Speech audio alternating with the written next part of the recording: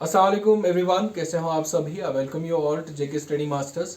ये जो आज हम वीडियो बना रहे हैं, इस वीडियो का एक खास मकसद है, जबकि हम देख रहे हैं करंट सिनेरियो में आप सभी देख रहे हैं कि स्टूडेंट्स में कितना मेंटली डिस्टर्बेंस है, चाहे वो जेके पीएसआई के एग्ज़ाम को लेकर के हो या बाकी सारे जितने भी एग्ज़ाम्स अभी विद हेल्ड है।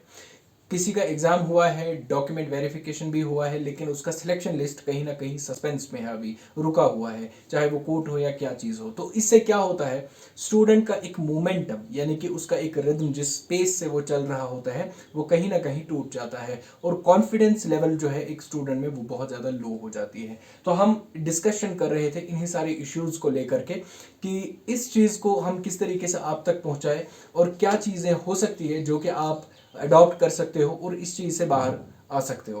तो इसी के साथ जो है आज मेरे साथ आशिक साहब बैठेंगे, तो मैं चाहता हूं कि ये अपना इंट्रोडक्शन भी खुद ही दें। जी थैंक यू मसूद साहब। मेरा नाम आशिकुर रहमान है, जैसे मोस्ट ऑफ द स्टूडेंट्स मुझे जानते ही हैं। तो currently I am working as an account assistant in rural development department.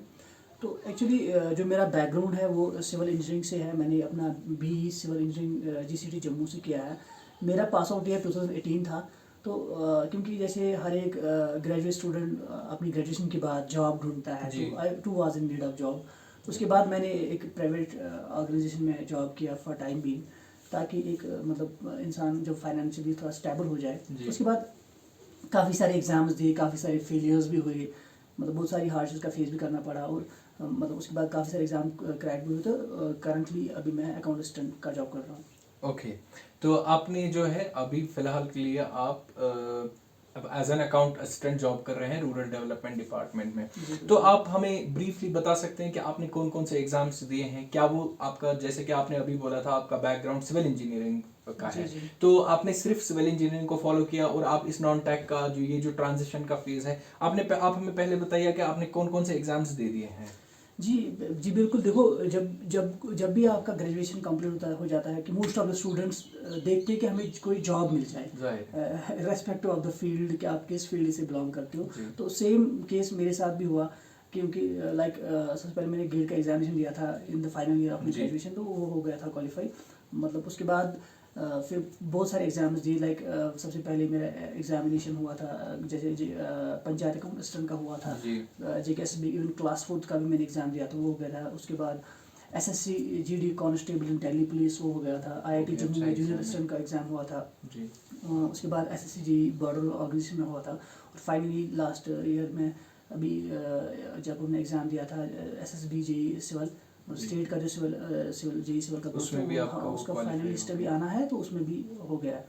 लेकिन इसमें मतलब ये सारे ट्रांजिशन फेज में मतलब बहुत सारे फेलियर्स भी हुए, बहुत सारे एग्जाम भी दिए कि जिनमें नहीं हुआ है, तो बहुत दे आर वेरी गुड, तो उनका नाम नहीं पता होगा अभी। ठीक है, तो आप हमें ये बता दीजिए कि जो जाहिर सी बात है, आपने खुद ही बता दिया, आप टेक में भी आपने एग्जाम दिए हैं, आपने जेई सिविल का भी क्रैक किया है, वहाँ से आपने एसएससी का भी किया है। तो आप हमें बताइए कि ये जो टेक नॉन टेक का आपने जो सिलसिला जारी रहा है, ऑल्दो आपने अभी बोला कि आप जॉब भी कर रहे थे कहीं पे, तो आपका जो है किस तरीके से आपका जर्नी किस तरीके से रहा, आपने क्या क्या हार्डशिप्स फेस की है, आप हमें हमारे व्यूअर्स को बता दीजिए, क्योंकि जाहिर है जहाँ पर इनको डिमोटिवेशन फील होता है वहाँ पर थोड़ा सा ये हेल्प करे। जी बिल्कुल। जैसे फॉर एग्जाम्पल जैसे मैंने इंस्टीट्यूशन ज्वाइन किया, I was working there as a teaching assistant in civil engineering department. मतलब मेरा बैकग्राउंड मतलब टेक्निकल से ही थोड़ा रिलेटेड था। तो उससे क्या था कि एक चीज़ मेरे दिमाग में जॉब का मोटिव एक दो चीज़ थी कि ताकि मैं फाइनेंशियली थोड़ा स्टेबल हो जाऊँ, और जो मेरा टेक्निकल नॉलेज है उसको मैं थोड़ा कैरी ऑन कर सकूँ। क्योंकि क्या हो जाता है, अगर आप कोई सपोज इंजीनियरिंग बैकग्राउंड से अगर आप फिर नॉन टेक में शिफ्ट हो जाते हो, तो फिर आपको जो टेक्निकल है वो थोड़ा वीक हो जाता है, क्योंकि आप उसको रिवाइज नहीं कर पाते हो। तो मेरा ये चीज़ था कि अगर मैं इस फील्ड में कंटिन्यू रखूँ, थोड़ा बहुत बच्चों को पढ़ाऊँ, तो इससे आपके जो कॉन्सेप्ट्स भी वो थोड़े अच्छे हो जाते हैं, और मतलब आपका जो नॉलेज है वो थोड़ा बहुत कैरी ऑन रह जाता है, हो जाता है, कैरी ऑन रह जाता है।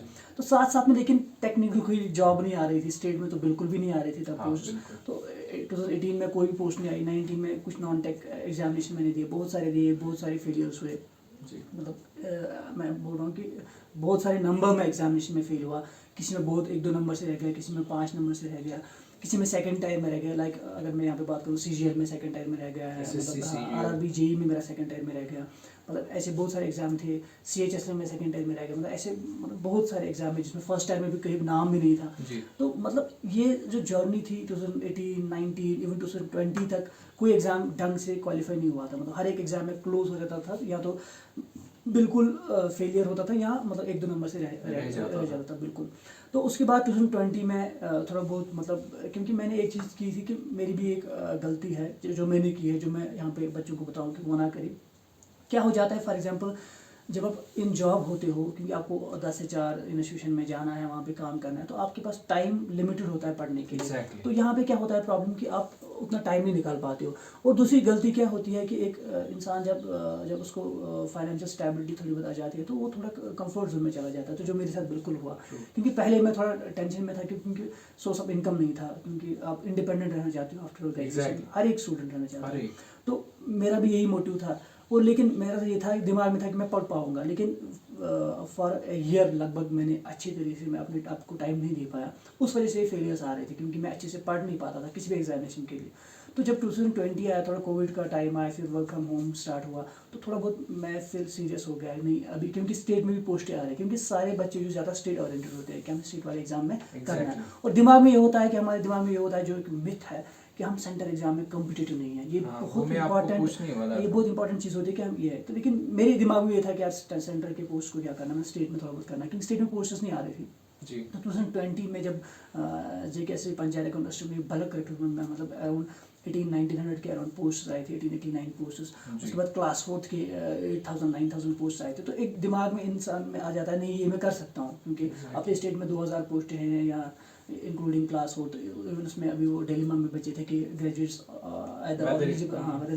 एलिजिबल और नॉट। लेकिन मैंने दोनों एग्जामिनेशन फॉर्म भरे, दोनों में मतलब फिर लेकिन मैं यहाँ से टेक भी थोड़ा थोड़ा पढ़ा रहा था बच्चों को, तो टेक में थोड़ा बहुत मेरा इंटरेस्ट था टेक में भी। लेकिन एक डिफिकल्ट सिचुएशन आ जाती है किसी भी एस्पिरेंट में कि वो टेक को नॉन टेक को साथ साथ चलाए। लेकिन मैंने इतना टेक नहीं पढ़ा था इस साल 2020 में। मैं बस जितने सब्जेक्ट बच्चों को पढ़ा रहा था उनको पढ़ रहा था। तो यहाँ पे क्या हुआ कि मेरे दोनों एग्जाम साथ में आ गए। मेरा SSC JEE का भी पेपर था, और इवन पंचायत का, इनके बीच में गैप लाइक 10 डेज का था। हुआ क्या मतलब, लेकिन मैंने एक चीज़ की कि मैंने टेक में थोड़ी फार्मूला वगैरह रिवाइज की। लेकिन उसमें एक चीज़ होता था कि टेक में आपका 100 मार्क्स जो होता है, उसमें रीजनिंग और जनरल अवेयरनेस में बाकी चीज़ें आ जाती है, 100 आपका टेक्निकल था। तो मैंने इसलिए कोशिश की कि नहीं मैं एग्जामिनेशन में अपीयर हो जाऊँगा। SSC JEE की बात कर रहा हूँ मैं। तो उसमें भी पेपर दिया, मतलब लग रहा था कि होगा कि नहीं होगा, मतलब डाउट नहीं था, क्योंकि पता नहीं था कि कट ऑफ कितना जाएगा। लास्ट ईयर में मेरा 1-2 नंबर से रह गया था प्रिलिमिनरी एग्जामिनेशन का, टायर फर्स्ट जो होता है। साथ में अकाउंट असिस्टेंट में भी फिर गैप उतना दिया, मैंने अपना जो पढ़ा था थोड़ा बहुत 3-4 मंथ से, तो वो रिवाइज नहीं कर पाया। तो उसमें भी उतना पेपर अच्छा नहीं हुआ। मतलब दोनों, मतलब मैं डाउटफुल ही थे कि होगा कि नहीं होगा। हाँ, उसके बाद क्योंकि उसके बाद मेरा डॉक्यूमेंट वेरिफिकेशन भी हो गया था पंचायत में, लेकिन फाइनल लिस्ट नहीं आई थी। तो मैंने फिर क्लास 4 का एग्जामिनेशन दिया। ये चीज़ पता थी कि शायद हम एलिजिबल नहीं है। लेकिन एक चीज़ क्या हो जाता है कि जब आप कोई एग्जामिनेशन देते हो, मुझे इतना कॉन्फिडेंस था क्लास 4 में कि मैं कर लूँगा, क्योंकि उसमें जो 60% जो सिलेबस वो ऑलरेडी पढ़ा था, मैथ, रीजनिंग, इंग्लिश। ये तो इंजीनियरिंग बैकग्राउंड स्टूडेंट को ये चीज़ आ जाती है। तो इसलिए मैंने वो दिया, उसमें अच्छा रैंक आया था, 100 रैंक आया था, UT रैंक। तो उसमें भी अच्छा हुआ था। लेकिन साथ साथ में IIT जम्मू यूनिवर्सिटी का हुआ था, फिर मैं नहीं गया वहाँ पर। तो एक चीज़ क्या हो जाता है कि बहुत सारी फेलियर्स भी आए साथ साथ में। मतलब असिस्टेंट इंजीनियर में 1-1.5 नंबर से रह गया था, या सेंटर में बहुत सारे एग्जाम्स में 1-2 नंबर से रह गया, SSC CGL का सेकंड टायर में रह गया, फेलियर भी अपने बहुत सारे आ जाते हैं। लेकिन यहाँ पे क्या है कि बच्चे को, मतलब अगर स्टूडेंट को पहले मैं यहाँ पे एक मैसेज देना चाहता हूँ कि मतलब अपनी हिम्मत नहीं हारनी। अगर आप कंटिन्यू हार्ड वर्क कर रहे हो तो सक्सेस तो मिलनी है, कभी ना कभी आपकी सक्सेस अचीव होगी। ट्रू।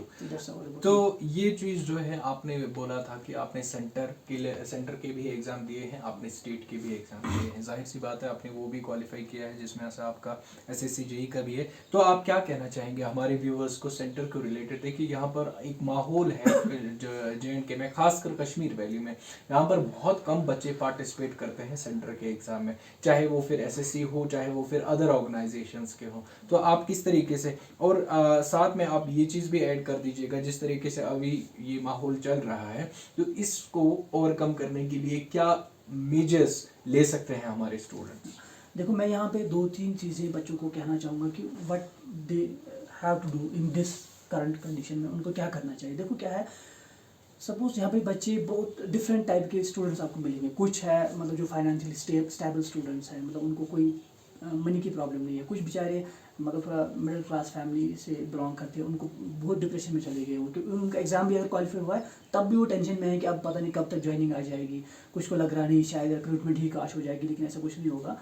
मतलब हाँ, अगर लग रहा है कि कुछ गलत हुआ है वो तो डिपेंड करता है कि क्या होगा। वो इंक्वायरी कमेटी बैठी है उसके लिए, या बाकी एग्जाम अभी डिले हो रहे हैं, क्योंकि ये खाली स्टेट में नहीं होता, क्योंकि सेंटर के भी कुछ पोस्ट में थोड़ा बहुत डिले होता है। डिले तो होता है, लेकिन यहाँ पे अभी सपोज बहुत सारा डिले चल रहा है, बहुत सारे एग्जामिनेशन में। तो यहाँ पे क्या करना है, देखो बच्चों को ये देखो, यहाँ पे मुझे लगता है कि जहाँ तक मेरा एक्सपीरियंस है, मैं यहाँ पे बता रहा हूँ, जो JNK की स्टूडेंट्स की जो प्रिपरेशन इस टाइम है, अगर वो सेंटर का कोई भी एग्जाम देंगे वो आराम से क्रैक कर सकते हैं। क्योंकि मैंने बहुत चीज़ देखी कि यहाँ पे क्या होता है, बच्चों में पहले वो अपीयर ही नहीं करते हैं सेंट्रल एग्जामिनेशन में। इवन मुझे लगता है कि सबसे टैलेंटेड स्टूडेंट्स JNK से बच्चे आते हैं। क्योंकि यहाँ पे अगर मैं आपको स्टोरी एक बताऊँगा, जब हमने रेलवे JEE का एग्जामिनेशन दिया था, या NTPC का, या इवन बैंकिंग एग्जाम्स जब होते थे, तब तो क्या होता था कि जो बाहर के स्टेट्स के स्टूडेंट्स होते, लाइक बिहार, राजस्थान, वो फॉर्म भरते थे नॉर्थ जोन में, क्योंकि जोनल वाइज होता था रेलवे में। वो इसलिए भरते थे, उनको पता होता था कि नॉर्थ में कट ऑफ कम हो जाता है। फिर क्या हुआ, जब 19 में JK बैंक के पोस्ट आए, तो बच्चे यहाँ की ने फोकस किया बैंक एग्जाम पे, और रिजल्ट क्या है, सबसे ज़्यादा कट ऑफ JNK का हुआ। चीज़ यहाँ पे है कि मतलब JNK के स्टूडेंट्स में एक चीज़ होती है कि अगर वो किसी चीज़ के लिए डेडिकेटेड होते हैं तो वो पूरी तरह से डेडिकेशन लगाते हैं। लेकिन यहाँ पे क्या सिचुएशन क्रिएट हुई है कि बच्चे अभी डिप्रेशन में इसलिए चले गए क्योंकि उनके सामने कोई रिजल्ट नहीं है। मतलब रिजल्ट है भी, लेकिन तब भी नहीं है, उनको लगता है पता नहीं कब ट्रेनिंग आ जाएगी। तो यहाँ पे क्या है कि मैं बच्चों को सजेस्ट करना चाहूँगा कि सेंटर में बहुत सारी पोस्ट आती है। सपोज टेक की बात करें या नॉन टेक की बात करें, टेक में भी बहुत सारी पोस्ट आती है आपके अलग अलग स्टेट्स में, लाइक राजस्थान में JEE में, या बाकी केरला में, सपोज दिल्ली में दिल्ली SSB में पोस्ट। नॉन टेक में आपके SSC CGL है, CHSL है, या बाकी पोस्ट आती है, मतलब रेलवे में कभी कभार आ जाती है। बाकी भी बहुत, मैं बच्चों को 2-3 चीज़ें यहाँ पे सजेस्ट करना चाहूँगा कि देखो कि जो करंट सिनेरियो है, थोड़ा बहुत मतलब रिक्रूटमेंट प्रोसेस थोड़ी बहुत रुक रही है, मतलब थोड़ी बहुत डिले हो रही है। इसके लिए बच्चों को सजेस्ट करना चाहूँगा कि सेंटर में बहुत सारी पोस्ट आती है, चाहे वो नॉन टेक की हो चाहे वो टेक की हो। तो यहाँ पे मैं मतलब आपको सजेस्ट करूँगा कि हम एक वीडियो सीरीज़ लाए, जो एडवर्टाइजमेंट आ रही है सेंटर में, लाइक दिल्ली SSB में आती है, SSC CGL CHSL, यहाँ कुछ टेक्निकल पोस्ट भी आ रही है। आती भी मुझे लगता है बहुत सारे बच्चों को इन्फॉर्मेशन नहीं होता है, कितने सारे बच्चे थोड़े हो भी जाते हैं, क्योंकि अगर उनको पता नहीं चलता, लास्ट डे चली जाती है। तो आप एक वीडियो सीरीज लाए कंटिन्यूसली, जब भी कोई रिक्रूटमेंट आती है तो आपके चैनल के माध्यम से बच्चों को पता चल जाए। और इवन यहाँ पे मुझे जो पता है, एक चीज़ यहाँ पे बताऊँगा, जो बच्चों की प्रिपरेशन अभी चल रही है वो पीक पे है, मतलब JNK के स्टूडेंट्स की, तो कोई भी एग्जाम क्रैक कर सकते हैं। बस उनको एक मतलब एक कॉन्फिडेंस बूस्ट अप करने की ज़रूरत है। तो बच्चों को मैं यहाँ पे बताऊँगा कि आप मतलब डिमोटिवेट मत होइए, क्योंकि आपके पास जो वो कैपेबिलिटी है, और आपने जो मेहनत की है 1-2 साल से, तो आपने बस उसको थोड़ा थोड़ा मतलब कैरी ऑन करना है, और ब्रशअप करना है, और एग्जामिनेशन में बस अपीयर करना है और रिवाइज करना है। बाकी आप ऑलरेडी मतलब आपकी जो प्रिपरेशन हो चुकी है। इवन जो बच्चा 2 साल से पढ़ रहा है, उसका रिजल्ट नहीं आ रहा है, तो डिप्रेशन में चला जाएगा बेचारा। अब वो मिसक्रिएंट वाला मसला साइड में रख कर भी हम कट ऑफ देखेंगे तो बहुत ज़्यादा। जब हमें अगर कोई एग्जाम देना है, तो आपने बाकी चीज़ साइडलाइन करनी है, क्या करना है, आपने आपका टारगेट होना चाहिए कि मुझे एग्जाम क्रैक करना है, दैट्स इट। ओके, तो आपने अपनी जो है जर्नी बताई है, किस तरीके से आपने एग्जाम्स को क्वालिफाई किया है, और जाहिर सी बात है आप भी वाकिफ़ है मौजूदा सूरत हाल से, किस तरीके से हमारे रिक्रूटमेंट प्रोसेसेस चल रहे हैं।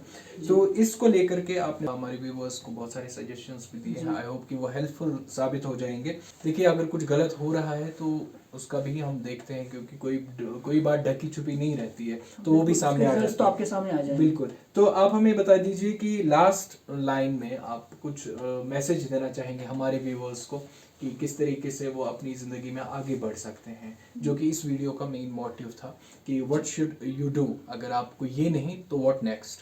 So please. देखो, मैं लास्ट में आपको एक रियलिटी बताना चाहूँगा। फॉर एग्जांपल, अगर आप कोई भी एग्जामिनेशन फॉर्म भरते हो, फॉर एग्जांपल अगर हम अभी रिसेंट जितनी भी रिक्रूटमेंट्स यहाँ पे हुई, लाइक पंचायत अकाउंटेंट या फाइनेंस अकाउंटेंट, यहाँ जो भी एग्जाम हुए, नियर अबाउट 1 लाख 2 लाख के आसपास आपके एग्जामिनेशन फॉर्म आ जाते हैं, बच्चे भरते हैं, लेकिन जॉब्स कितने होते हैं, 1000 2000 मैक्स। तो मतलब 1% या 0.5% या मैक्सिमम 2% आपके बच्चे गवर्नमेंट जॉब लेंगे। मतलब ये तो पॉसिबल नहीं है कि सारे बच्चे आपके गवर्नमेंट जॉब लेंगे। तो व्हाट नेक्स्ट, यहाँ पे क्या करना बच्चे को। तो ये चीज़ यहाँ पे आपको सबसे पहले मैं हर एक स्टूडेंट को बताऊंगा कि आप थोड़ा बहुत अपने आप को एनालाइज करो, what you want to do in your life. आपकी लाइफ का गोल क्या है, मतलब आप वाकई में गवर्नमेंट जॉब करना चाहते हो तो उसके लिए आपको क्या करना है, मतलब आपको मतलब फिर दिन रात मेहनत करनी है, आपको फिर स्विच नहीं होना है दूसरी चीज़ों के लिए। या अगर आप बिजनेस करना चाहते हो तो आप बिजनेस के लिए मेहनत करो। मैं यहाँ पे बताऊंगा कि सक्सेसफुल पर्सन वो हमारे जे.एन.के में ये प्रॉब्लम है कि बच्चों को लगता है जिसके पास गवर्नमेंट जॉब है वही सक्सेसफुल पर्सन है, लेकिन आपके पास इतनी सारी स्टोरीज है, इतनी सारी रियलिटीज आपके सामने है कि मोस्ट सक्सेसफुल पर्सन जो भी इस वर्ल्ड में है वो सारे गवर्नमेंट एम्प्लॉयज नहीं है। हाँ, तो आप कोशिश करो कि मतलब आप थोड़ा बहुत अपने आप में कोई एक ऐसी क्वालिटी देखो कि जो दूसरे में नहीं है। मतलब हर एक इंडिविजुअल की एक स्पेशल क्वालिटी होती है जो दूसरे में नहीं होती है, तो उस क्वालिटी को अगर आप ढूंढ सकते हो तो फिर उस क्वालिटी पे आपने मेहनत करनी है। मतलब किसी का सपोज बिजनेस माइंड है, वो बिजनेस अपना डेवलप कर सकता है, उसको लगता है कि मैं बिजनेस में अच्छा कर सकता हूँ तो वो बिजनेस में करे। किसी को लगता है नहीं मैं गवर्नमेंट जॉब क्रैक कर सकता हूँ, मेरी वो कैपेबिलिटी है तो उसमें जाए।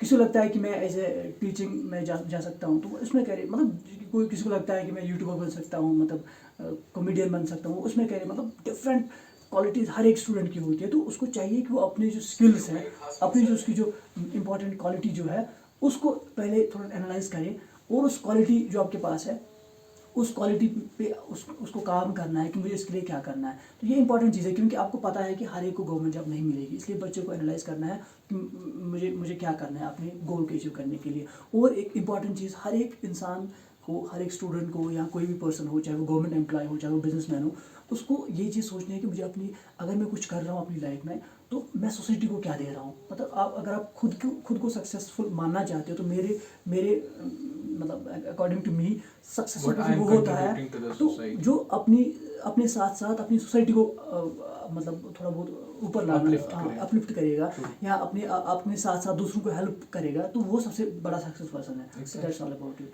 Thank you so much. देखिए इन्होंने लास्ट पे एक चीज़ बोला है कि अगर आप कुछ करना चाहते हैं तो जब तक आप, यानी कि आपको एक सेटिस्फैक्शन ढूंढनी है जी अपने में कि आप किस फील्ड में सेटिस्फाइड हो, ठीक है, आप क्या करना चाहते हैं। तो इसके लिए एक लाइन अच्छी है, काफिला रवाना हो गया मंजिल का पता नहीं। ये लाइन उनके लिए जिनका मतलब एक गोल सेट नहीं है, उनका कोई विजन क्लियर नहीं है what actually they want to do in their life. अगर आपका गोल, अगर आपका पता है कि मेरी डेस्टिनी क्या कहाँ पे है तो आप जरूर उसके लिए रास्ते ढूंढोगे।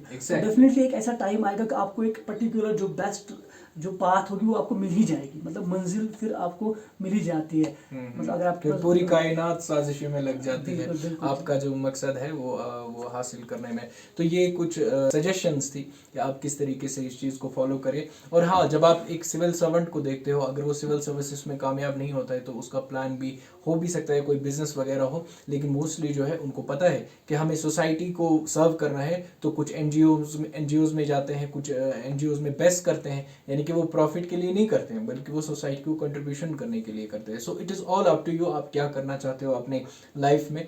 क्लियर रखो विजन, क्या करना चाहते हो, तो उसी में आप आगे बढ़ो। इंशाल्लाह हमारी बेस्ट विशेस आप सबके साथ। अस्सलाम वालेकुम। Thank you.